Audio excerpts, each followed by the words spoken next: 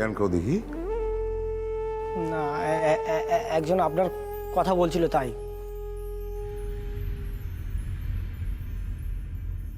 কি কইতেছিল? স্যার বলছিল আপনার সঙ্গে নাকি কাবুল শেখের খুব মিল আছে, আপনাকে নাকি কাবুল শেখের মতনই দেখতে। সে এক সময় কাবুল শেখের সঙ্গে ব্যবসা করত, তারপর এরপর তারপর স্যার সেই লোককে তার দুই বউ মিলে নাকি খুন করে ফেলে।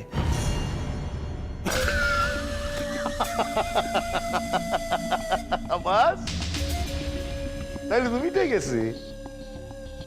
যে লোকটা বাচ্চাই নাই তারে আমি চিনি কি না চিনি হে নিয়ে তো কোনো কাম নাই। কি কও? না, কথার কথা হচ্ছিল তো তাই আর কি। আমার নাম মুন্না ভাই। কাবুল শেখ বইলা কাউরে আমি কসমিন কালে দেখিও নাই, আর চিনা তো দূরস্থ। তা ঘটনা খান শুনছি। কি কি ঘটনা স্যার? ওই যে কাবুল শেখের দুই বিবি ফান্দে ফেলাইয়া তারে মারতে গেছিল। এইয়া মারতে গেছিল কি স্যার? আমাদের তো বললো যে সে নাকি মেরেই ফেলেছে। মারে নাই,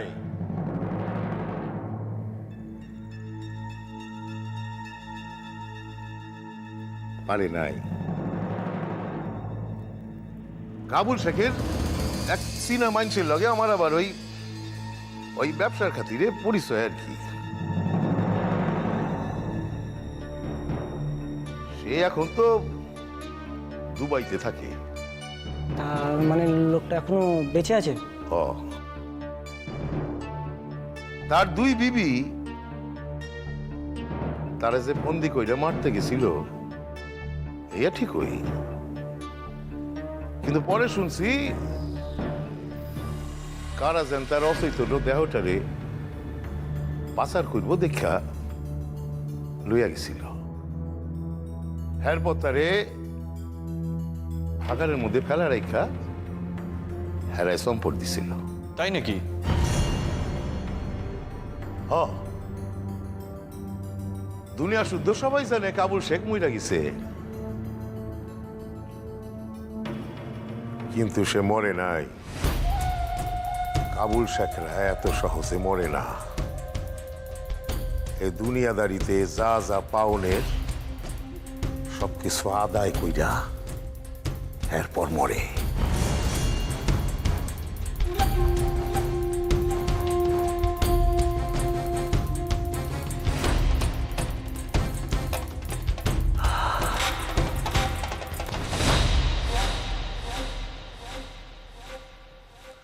তো শুনছি দিন তিনেক পরে লোক লইয়া এক প্রমোটার ওই ভাগার পরিষ্কার করতে আসে। তখন এই প্রমোটারই চোখে পড়ে। সে প্রমোটার যখন দেখে কাবুল শেখ মরে নাই, এই প্রমোটারের একখান নার্সিংহোম ছিল, সেই নার্সিংহোমে চিকিৎসা করাইয়া তারে সুস্থ কইরা তোলে। কাবুল শেখ বাচ্চা যায়, কিন্তু বাসনের পর পুরানা মানুষজন তারে আর চিনতে পারে না। কেন স্যার? হইতে পারে সে বুঝি ভেষ বদল করছিল। স্যার আপনি এত কথা জানলেন কি করে? ওই প্রমোটার কি আপনার বন্ধু ছিল?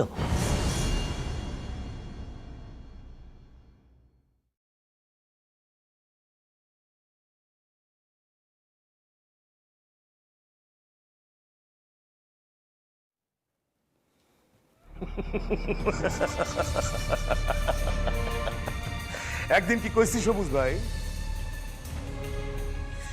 কি কইছিলাম?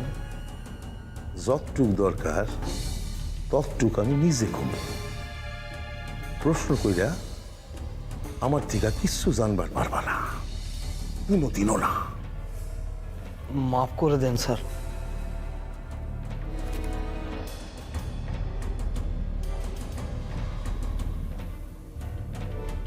এইবারে লাখান করলাম, আই কিন্তু করুম না।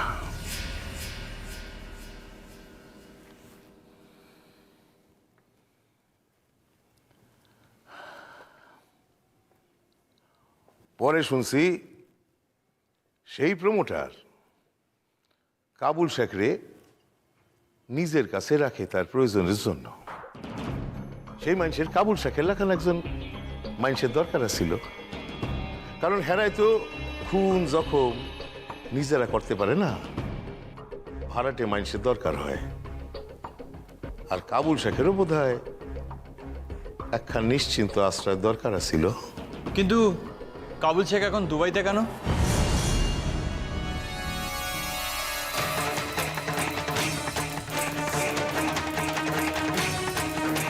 না না স্যার, বলতে হবে না, ও ও ভুল করে।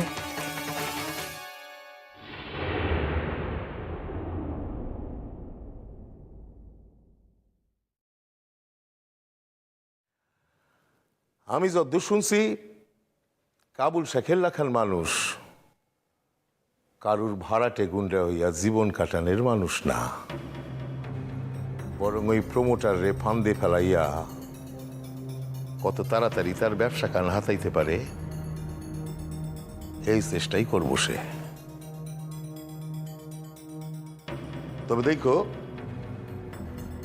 কথাখান আবার পাঁচ কান কইল না, তাইলে কিন্তু ব্যাপক বিপদ আছে কইলাম। না না স্যার, এসব কথা আমরা কোথাও কখনো বলবো না।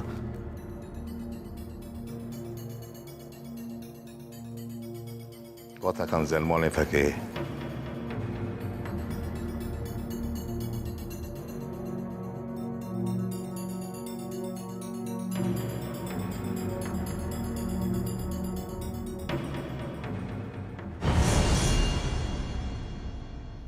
কাবুল শেখ মুন্না ভাই হইছে, নিজের ব্যবসা বাড়াইছে, ওই প্রমোটারে শেষ করতে তার বেশি দিন লাগবো না। শুধাই আর একখান কাম হে যে কবে করতে পারবো ইয়া জানা নাই। তা হইল নার্গিস বেগম রে তার নিকটে ফিরাইয়া না। তো এই কাম খানো সে করবই করব। ওই শালিরে আমার পায়ে আইনা ফেলাইতে পারলে তবে কাবুল শেখের সম্মান খান বাঁচব।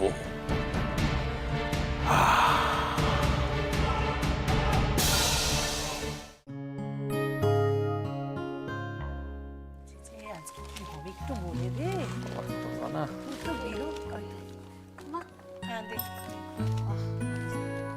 দাদা মেজো মা, হ্যাঁ দে বাবা, চাটা খাই। ওটা কাকে দিচ্ছিস তোতা? ছোটকা। ছোটকা কোনোদিনও কাপে চা খায়? ছোটকার একটা আলাদা গ্লাস আছে না? এই যে মা, আমি আনছি। দেখ তোতা, দেখ, দেখে শেখ। আচ্ছা তোরা তো জন্ম থেকে এ বাড়িতে আছিস, সব কিছু দেখছিস শুনছিস, একটা সামান্য জিনিস মনে রাখতে পারিস না? আর রঞ্জা মাত্র কটা দিন হলো আমাদের বাড়িতে এসেছে, এরই মধ্যে কে কি পরে খায় সব কিছু রপ্ত করে ফেলেছে। যেটা করবি একটু মন দিয়ে কর মা, এত ভুলে যাস কেন? আচ্ছা ঠিক আছে বড় বৌদি, আমি পেয়ে গেছি তো। না ছোট ঠাকুরপো, একটু শেখাতে দাও। মেয়ে সন্তান, আজ বাদে কাল পরের ঘরে যাবে, তখন দাঁড়াও, আমার একটা জরুরি ফোন করার আছে, ভুলে যাব, আগে সেরে নি। ওমা দাদা, এই এত সকালে কাকে ফোন করবেন? বাড়ির ছেলে মেয়েগুলো তো পড়াশোনার ব্যাপারে উচ্ছন্নে গেছে, কেউ দেখারও নেই, কেউ শোনারও নেই। তারা কখন পড়ছে না কে দেখে? তো তোমরা তো সব বাইরে বাইরে গিয়ে চাকরি করো, ছেলে মেয়েগুলো তো আমার কাছে একবার পড়তেও আসে না। কিন্তু এর তো একটা হিললে করতে হবে, সবাইকে তো কম্পিটেন্ট হতে হবে, এভাবে তার জীবন চলে না। এটা কিন্তু তুমি একদম ঠিক নোটিস করেছো বাবা। এই বাড়িতে এখন পড়াশোনার চর্চাটা সত্যিই কমে গেছে। তার জায়গায় আর কি ঠাট্টা ফাজলামি সবই চলছে। দাদা ভাই, তুই কি সেদিনকার কথাটা বলছিস? দেখ সেদিন তো রঞ্জা একটু শুধু গল্প করে। এই চুপ কর তো, মুখে মুখে একদম তর্ক করবি না।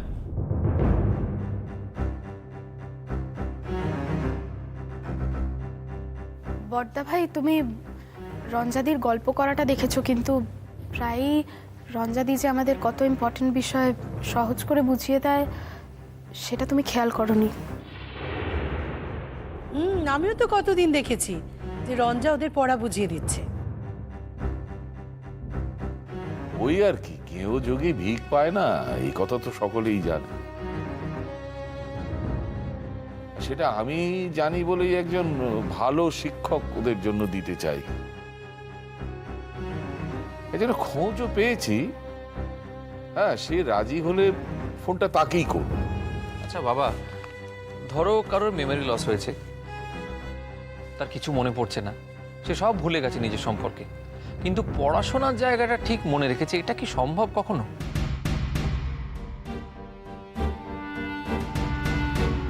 দেখ সৌম্য, ডাক্তার বলেছেন যে ওর সিলেক্টিভ মেমোরি ওয়ার্ক করছে,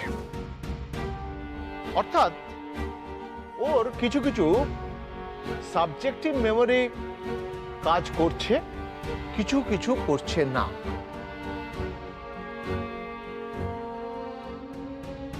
এখন তোর যদি এ ব্যাপারে অন্য কিছু প্রমাণ করার থাকে তাহলে তুই ওই ইঞ্জিনিয়ারিংটা ছেড়ে দিয়ে সাইকোলজি নিয়ে পড়াশোনা কর। ছোটকা, তাছাড়া কি বলবো বল?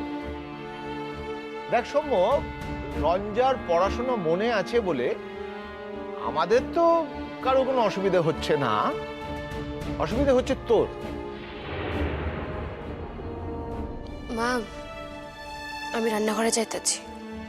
কেন, আমাদের সঙ্গে চা খা না। না না, আমি চা খাই না। না খেলেও তুমি এখানে থাকবে। তুমি বসো রঞ্জা, বসো। আমি বলছি তোমাকে, বাড়ির প্রত্যেকটা মেম্বার যখন এখানে হাজির তখন তুমি এখানেই থাকবে।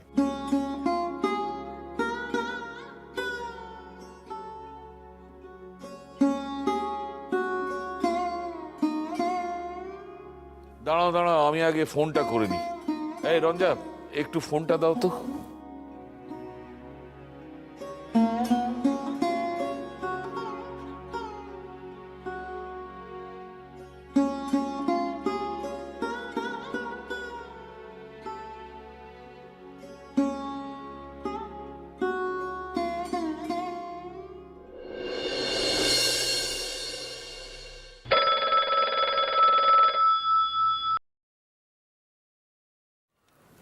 হ্যালো, আচ্ছা, আমি কি প্রফেসর সূর্য নারায়ণ চৌধুরীর সঙ্গে কথা বলছি?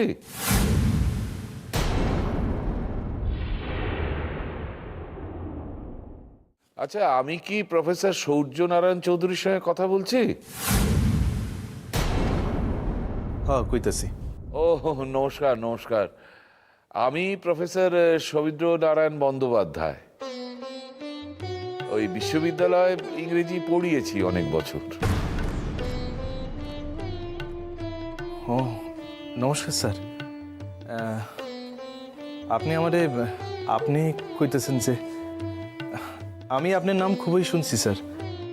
আপনার লেখা এস্থেটিক্সের উপর যে বইখান সেও আমি পড়ছি। ও তাই নাকি? কিন্তু আমার যে একটা আবেদন আছে তোমার কাছে। না না স্যার, আবেদন না কইয়া আদেশ কন স্যার। কন না, আমি আপনারে কিভাবে সেবা করতে পারি? শুনেছি তুমি প্রাইভেট টিউশন করো, তো আমাদের বাড়িতেই 4টে ছেলে মেয়ে আছে, তো তুমি যদি একটু ওই ইতিহাস আর ইংরেজিটা পড়াতে। ইয়া তো আমার পরম সৌভাগ্য স্যার। আমার বাড়তি লাভ হইব আপনার লগে আমার দেখা হওয়া। আপনি শুধাই কন আমারে কবে থেকে যাইতে হইব? কথায় বলে না শুভস্য শীঘ্রম, সেক্ষেত্রে কালই চলে এসো। আমি ওই নিয়ালিপুরে ওখানে গিয়ে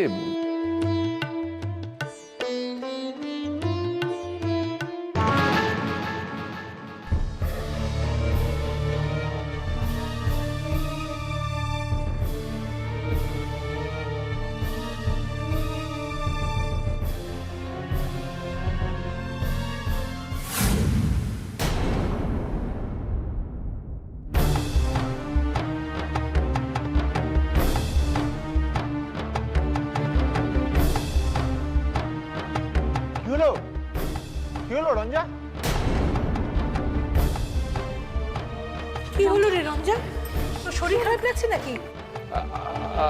আচ্ছা ভাই, আমি এখন রাখছি। হ্যাঁ,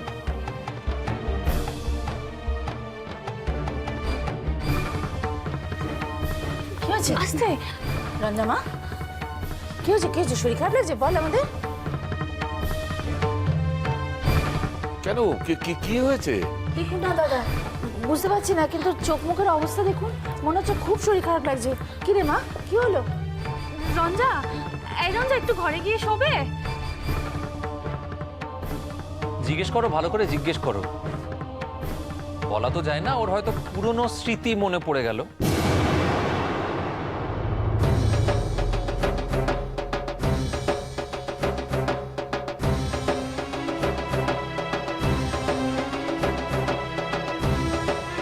সৌম্য, মানুষকে বারবার অপমান আর বিদ্রুপ করার মধ্যে কোনো মহত্ব নেই, একে শিক্ষা বলে না।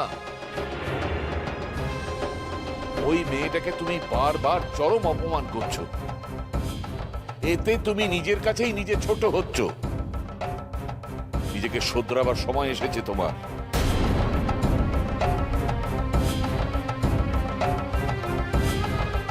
কি হয়েছে রঞ্জা মা? কি হয়েছে তোমার? হঠাৎ করে মাথাখানে একটু ঘুরে গেছিল। ঠিক বুঝেছি, বস তো এখানে, বস বস একটু। হায় আল্লাহ, আমি এখন কি করি? কি করি আমি এখন? আল্লাহকে যে জীবনে আর কখনো দেখা করতে চাই না আমি। আল্লাহ, তিনি তার সংসার লইয়া, তার স্ত্রী লইয়া ভালো থাকুন। আমি তাদের কোনোভাবে বিরক্ত করুন না আল্লাহ। কাইল কি কইরা তার চক্ষু ফাঁকে দিব আল্লাহ? কি করুম আমি?